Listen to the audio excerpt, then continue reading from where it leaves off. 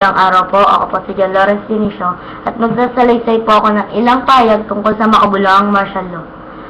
Ang batas militar ay isang sistema ng mga patakaran ng pagkakaroon ng bisa kapag ang mga militar ang nagkontrol sa karaniwang pamamahala ng katarungan.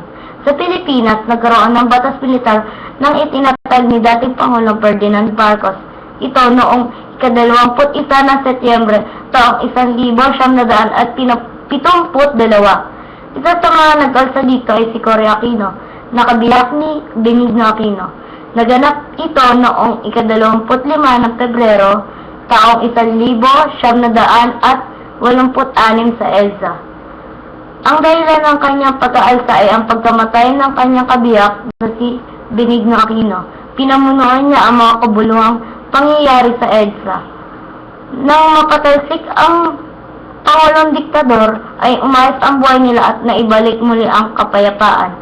Ang aking sanggunian ay ang librong Kayamanan at 100 Events That Shaped the Philippines.